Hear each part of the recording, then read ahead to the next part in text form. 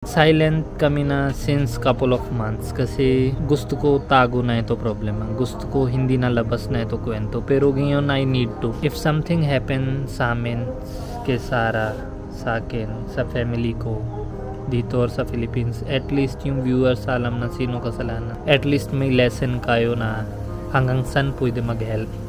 Hanggang labas lang sa pinto. Hindi niyo pasok yung problema sa buhay. Morning guys, nasa city na kami ngayon. Si Benji naman ay nagre-recover pa rin siya physically and mentally. Yan. Pero yun, unti-unti na nakukuha yung hustisya doon. Pero meron pang isa na malala. Then, yung tatay ng yung tatay ng pinagbabantaan kami na kapag daw sa Pilipinas, meron daw siyang kilala na alam niya magpapatumba, parang I don't know, nakakatakot sila. Ganun yung pag-iisip nila. And also yung tatay nito sobrang sinungaling. Ganun sila. Ngayong araw ay may padasal dun sa office ni Japan para sa gusto nila for peacefulness or anything. Tapos kasi ang nangyari is nagkampihan yung ito tsaka ito. Alam nyo, diba? Ito kasi may lihim na nagagalit sa pamilya. And ito naman, ito yung bagong skandalo dati. So, nagkampihan sila para maipabagsak tong family na to. Hindi ko alam kung anong knowing na itong tatay na to is siya yung malapit dapat. Pero hindi siya ganun. Ewan ko, sa pamilya sila lang yung galit na galit. Alam nyo, diba? Itong family na to, laging may bisita, laging ready tumanggap ng bisita. Napaka-welcoming nila. Actually, lagi itong bahay na to hindi nawawalan ng bisita. Kahit na minsan nagkukulang na yung quart, talagang ginagawa nila ng paraan. And yung mga bisitang to, talagang nagpabalik-balik sila dito. Well, as in, walang kaaway. Ito lang talaga. Meron kasi itong lalaki na nagsinungaling siya sa pamilya niya. Talagang binabagsak niya kami. Lahat sila Benji and Japan na talagang binagsak niya. Dati magkakaibigan sila. Imagine itong tatay na to, tumatawag siya sa mga superiors ni Benji para maalis siya sa trabaho. Imagine, sino ka para gawin niya? Mabuti na lang matatalino yung mga superiors niya. Ano daw kinalaman nun sa trabaho, sabi nila. So, ano yun? May mga ganong nangyayari. Ang anything kayang gawin talaga ng tatay na to. So, nakakatakot kung anong kaya niyang gawin pag nasa Pilipinas ka. Ang ganap ngayon ay kakabit sila ng sink. Yung nabasag na sink, papalitan na nila. Ang dami ng bunga ng lemon tawag nila. Nagdilaw na. To show you how to manage your house, how to if you don't want to waste money, if you don't want to hire a plumber, do it without money. Color is madumi. Do this. Pak, ganyan para straight. No need ano tawag yun? Level? Tansya lang. Ganay. Ganun daw guys. Pag measure. Oh, kita nyo? Perfecto yan. Naka-level na talaga. Kaya sabi ko, matalino talaga dalawa kami. Pagpunta tayo market, yung sa labor shop na tabi-tabi yung tao, yun yung skills niya. Skills ko malakas kasi. Anong skills mo? May ambag ka ba? Ako nabigay yung hammer. Sanji? Ba't nasa labas kayong lahat? We are enhancing the security of the house. Hindi nyo alam, sobrang hirap buhay ng yung tao na hinahanap niyo lagi sa vlogs namin. Yes. Yung tatay niya, bigyan niya death threat sa Pilipinas. Yes. Ang tapang. Pagkita niya daw ako sa Pilipinas. Sobrang tapang niya. Tingin mo lang, sabi. Mas matapang pa sa Pilipino. Nakakaloka. Narinig ko yung pangduduro. Duro-duro kasi nag-uusap-usap sila. Kaso hindi nadaan sa usapan dahil ang tatapang sobra. Kaya nakakatakot. Kasi dalawa yung problema namin. Yung isa, gumugulong na yung hustisya doon. Yung isa naman, yung lagi nyong hinahanap dito, na naiinis talaga ako pag hinahanap nyo. Sa totoo lang, I will be honest naiinis ako kasi hindi nyo alam kung ano yung ginawa niya sa family na to. Sa amin, tsaka sa pamilyang to. Sobrang sama ng ginawa niya kasi kinupkup siya. dito sa India. Nung hindi siya tanggap ng pamilya niya, kinupkup siya na dito sila tumitira dati. Tsaka doon sa probinsya, lagi sila doon. Kasi Inom nagagalit. siya, yak-yak siya, Yes, depressed siya doon time. Inom siya doon time, sobrang lakas habang hindi labas yung vomit. Tapos ngayon, baliktad na yung ugali. Ang sobrang... Kung saan yung kinakapitan niya, kung saan siya nakakakuha ng doon siya mag-stick. Kahit niya ilaglag niya na yung iba, basta mag-stick siya doon sa kung saan nakakakuha siya. Ganyan din hanap siya. Alam mo yung wala naman kaming ginagawa, pero sila, gigil na gigil. Hindi ko alam ba't gigil na gigil sila. Inggit lang kasi yung dati yung tatay niya, siya yung maayos yung buhay, madami yung pera. Ngayon kasi both na anak niya hindi maayos yung trabaho. Yung wording niya, kahit yung tatay namin hindi niya turo. Sabi niya, cousin brother niyo yun, wag niyo na Dapat sabi ganun, anything. diba? Yes. Sila mommy and daddy, kapag ganyan na mag-aaway, mas pipilian nila na mag-ayos, laging mag-ayos. Pero yung pamilya nila, parang gusto nila ng away, gusto nila ng kapalit na pera. Laging nasa isip, puro pera. Saktan na ako yung sinabi niya diretso in front of tatay.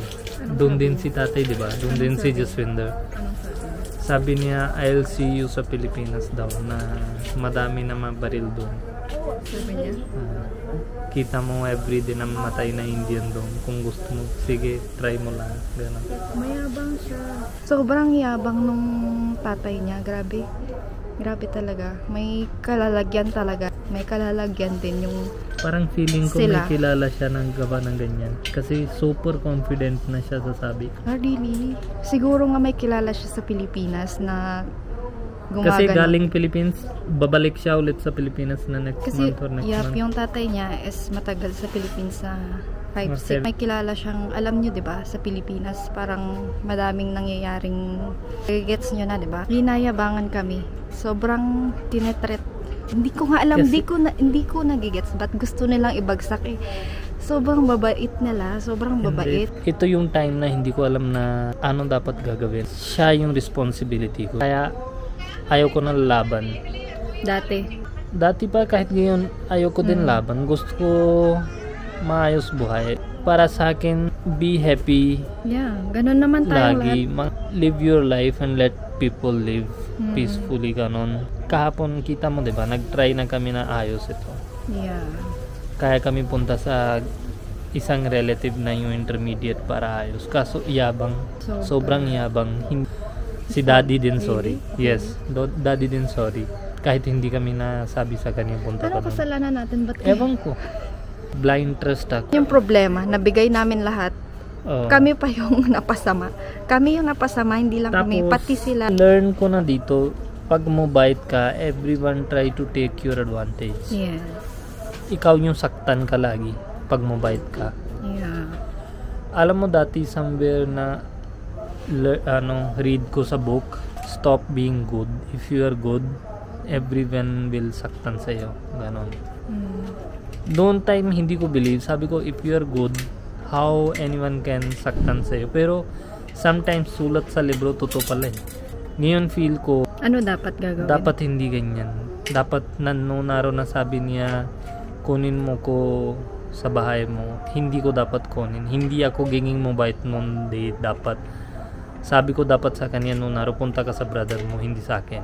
Yes. Kaso, pag Hindi siya tanggap sabi nun na eh. nanay, parang melt ko na. Actually, walang tumanggap sa kanya no? Kaya nga, hindi niya siya tanggap. Pero feel ko, Pero ngayon kami yung parang kami yung sobrang kinahirapan niya ngayon. Sobra yung torture na ginagawa nilang magtatay, magpapamilya. hindi ako problema kahit baril nila ako pag single ako. Ko papatay sa Bakit akin. naman wala ka namang kasalanan? Hindi, especially si nanay. Sabi sila, si nanay mo na turo sa kanya na about yung jowa niya, ganyan mo. Si mami, alam niyo, any day God can say something bad, pero si mami never. Yeah. Mas believe ko. Grabe nga yung hatred nila. Hindi ko alam saan nanggagaling yung hate nila. Feeling ko sa inggit din talaga eh. Anong bigay ko sa kanila lesson? Ako nang fail sa lesson na ito eh. Kaya nga eh. Para sa akin, every time I become good, I get lost. Si Sarah already experienced this with my 2 to 3 friends ata. Kilala mo diba 2 to 3 Yes. friends? Pag sa Inis friends si talaga. Sarah. Hindi ka talaga. Sabi ko nga sa'yo last na yun, diba? Last Kasi time I ayaw helped ko na. someone, baba niya ako. Tapos sabi ni Sarah, last ito. Naulitin ko na ulit. Kahit sabi Lahat mo. sila ngayon, they ignore you. Wala ako problema sa ignorance. Yung isang tao ignored, diba? And Kalimutan lying, ko may na. lying Yun yung din. problema. May lying. Yun yung problema. Pag ignore sa akin, after getting yung Need favor, nila. Yes. that's okay. Wala ko problema. Ako din start slowly ignore. Kasi at a level, kalimutan ko na things na yung bibigay. May lie. Forgive is better para health. Forgive ko na lagi. Laban tayo. Let's see, meet natin sa Pilipinas. Dami dun baril daw. Guys, babarilin daw kami sa Pilipinas. Oh my God, katakot. And Sinabi talaga? This is not first time sinabi niya.